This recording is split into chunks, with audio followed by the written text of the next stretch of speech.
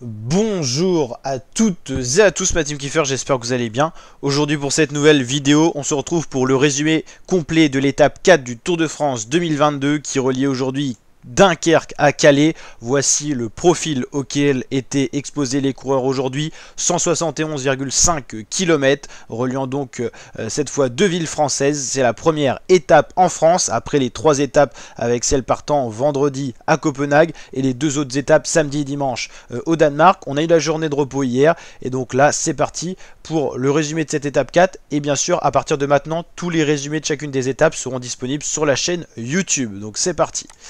Donc la carte pour voir un petit peu où était localisé le Tour de France aujourd'hui, si ça veut bien charger. Donc on va aller voir plutôt le résumé en images, c'est parti. On a Philippe Gilbert à l'image tout simplement parce qu'il fêtait aujourd'hui ses 40 ans, un coureur mythique du Tour de France, le Belge, dans l'équipe Lotto Soudal, avec des pancartes Happy Birthday Philippe au bord des routes, un coureur très apprécié du grand public, Philippe Gilbert, avec cette petite caricature dédiée à Philippe Gilbert. Donc là on est à 81,6 km de l'arrivée, on a deux coureurs dans l'échappée, c'est tout simplement le français Anthony Perez pour la Cofidis et Magnus Cort Nielsen, une fois de plus le maillot à poids à l'avant. Voici justement les deux coureurs de l'échappée, avec donc Magnus Cort Nielsen, le célèbre danois à la moustache, qui a pris pour l'instant tous les points au maillot du meilleur grimpeur qui était disponible sur le tour avec ses cotes de 4ème catégorie. Les deux hommes de tête, 80 km de l'arrivée, 5 minutes 55 d'avance pour eux, tout simplement. Du côté du peloton, on a un peloton totalement compact, hein. Ça roule pas si fort que ça, c'est toujours un peu les mêmes formations qui roulent, la Trek, la Lotto Soudal et à l'Alpecin. Il a été estimé aujourd'hui que la Trek a pris 26% plutôt des relais, Lotto Soudal 18 et Alpecin 15. Donc voilà pour les estimations. Trek ça a roulé pour Matt Pedersen, Lotto Soudal pour Caleb Ewan, Alpecin pour Philipsen ou tout simplement Mathieu Van Der Poel qui a l'air pour l'instant plus de se réserver pour l'étape des pavés de demain. Là on voit le gros plan du peloton avec Pogacar, Vingegaard, voilà les coureurs bien classés du général quand même aux avant-postes. 74 km de l'arrivée, 4 minutes 37. Ici c'est Vlasov qui a eu un petit souci technique qui va rentrer tranquillement dans le peloton. Là c'est Mats Pedersen, à son tour l'ancien champion du monde qui a un souci technique. Et toujours les deux hommes de tête avec un écart qui se réduit au fur et à mesure du peloton avec 2 minutes 21. Voilà les beaux monuments français qu'on peut apercevoir sur la route du Tour, le peloton qui roule un peu plus vite à l'image ici. Là on arrive petit à petit sur la côte vers Calais tout simplement. Donc là on voit la mer et le vent qui est quand même présent mais pas forcément favorable au coup de bordure, plus de face, après ça va quand même tourner, à voir. Anthony Perez qui poursuit l'effort tout seul, tout simplement on a eu Cort Nielsen qui s'est relevé après avoir pris son 11e point dans la journée à 40 km de l'arrivée. Donc entre 40 et 30 km de l'arrivée, Anthony Perez, le français de la Cofidis, est parti tout seul. Tout simplement, il n'a pas vraiment attaqué, a vraisemblablement parlé, mais c'est Cort Nielsen qui l'a laissé passer. Certainement que Cort Nielsen veut aussi s'économiser pour défendre dans les prochains jours ce maillot de meilleur grimpeur. Demain, normalement, il ne devrait pas être à l'ouvrage sur les pavés, il n'y a pas de points d'attribuer, si je dis pas de bêtises. 12 km de l'arrivée, il résiste bien Anthony Perez, 15 secondes, mais c'est la Ineos qui met en marche. Et dans la côte, c'est Jumbo Visma qui fait le forcing, un très gros forcing. Là, c'est Tige Benoît qui roule, Adam Yates dans la roue. On a littéralement les leaders et également Wout van Aert dans la roue, le maillot jaune. Coup de forcing des Jumbo Visma, qu'est-ce qui se passe? Là, ils sont en train de tout donner, tout simplement. Jumbo qui donne tout et c'est Van Aert en personne qui roule dans la dernière côte du jour à 11 km de l'arrivée. Van Aert qui va basculer en tête, mais peut-être tout seul parce que Adam Yates et Vingegaard sont au rupteur. Roglic lâché, Geraint Thomas lâché et tout ça. Van Aert, le maillot jaune qui s'en va tout seul dans cette difficulté. Quel numéro. Derrière, on voit les petites grappes qui arrivent petit à petit. Geraint Thomas qui arrive en compagnie de Primoz Roglic. Là, on voit Pogacar, certainement Damiano Caruso, David Gaudu. À noter que Romain Bardet était quand même parmi les premiers à passer quand même. Les sprinteurs totalement lâchés. On voit ici Dylan Groenewegen en grosse difficulté, poussé par ses équipiers.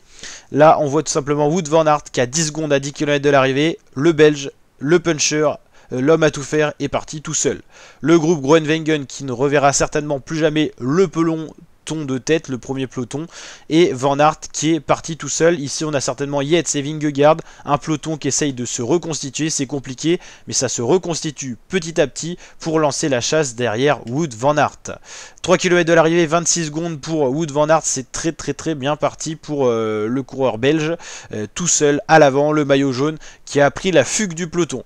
Le peloton s'est reconstitué derrière, mais toujours 19 secondes d'avance pour Wout van Aert. Ça paraît très bien parti pour aller chercher la première victoire pour le Belge. Après avoir fait 3 fois deuxième, que ce soit sur le contre-la-montre ou au sprint, il va pouvoir aller s'imposer ici à Calais. Wout van Aert, qui a volé aujourd'hui sur la concurrence, va aller s'imposer devant le sprint du peloton.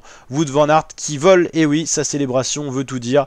Il remporte cette étape avec le maillot jaune. C'est vraisemblablement l'homme le plus fort de cette première semaine du Tour. Le Belge s'impose pour la Jumbo-Visma et apporte un nouveau succès à son palmarès personnel. 7ème victoire sur le Tour. Jasper Philipsen règle le sprint du peloton en croyant s'être imposé apparemment, il célèbre en tout cas, mais il va très vite être amené à la raison et certainement un peu plus déçu du coup Jasper Philipsen, qui attendra encore avant d'avoir sa première victoire sur le Tour de France.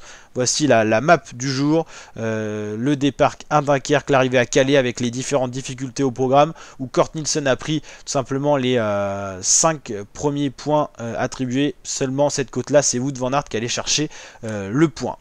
Le classement d'étape, Van Aert s'impose donc avec 8 secondes d'avance seulement sur le peloton. Philipsen, Christophe Laporte, Christophe, Sagan, Mozzato, Van Poppel, Hofstetter, Michael Matthews, Benjamin, Thomas. On va regarder un petit peu s'il y a eu des écarts justement avec les différents groupes. Là, à noter qu'on a quand même Vlasov, on a quand même Pogacar, Vingegaard. Ok, on va regarder un petit peu où les écarts ont été faits, combien de coureurs sont arrivés dans le premier peloton, parce qu'il y en a eu des cassures quand même. Donc ça va être intéressant de voir ça, voilà.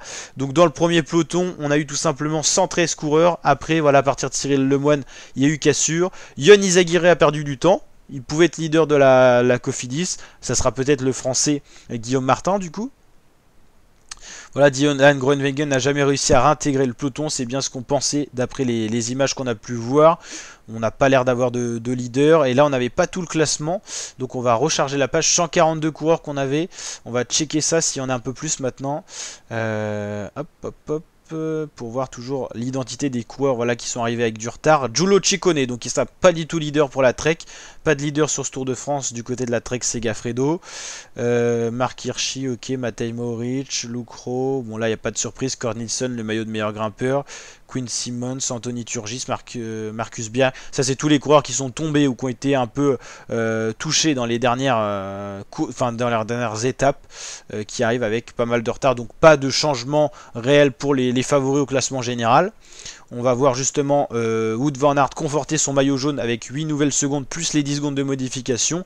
Donc 25 secondes d'avance sur Yves Lampaert avant d'aborder les pavés. 19 km de pavés qui seront demain au programme.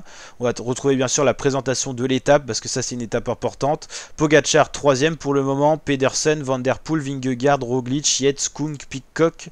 Voilà pour le top 10 pour l'instant de ce classement général au maillot jaune. Le maillot vert, c'est Wout van Aert qui le conforte également avec cette victoire d'étape. Jacobsen n'est pas loin, Sagan est encore dans la course. Christophe Laporte pas si loin que ça, vu qu'il emmène toujours Van Aert au sprint. Le meilleur grimpeur, bon là sans surprise, ça va être tout simplement Magnus Kort Nielsen avec 11 points. 1 point pour Van Aert. Le meilleur jeune, ça va être Tadej Pogacar, on l'a bien compris, vu qu'il est 3ème au général, devant Tom Pidcock. La meilleure équipe, ça doit être certainement la Jumbo, voilà. Et le plus combatif du jour, je pense que c'est à l'unanimité Anthony Perez qui a été élu, mais bon, on n'a pas encore l'information officielle de Radio Tour.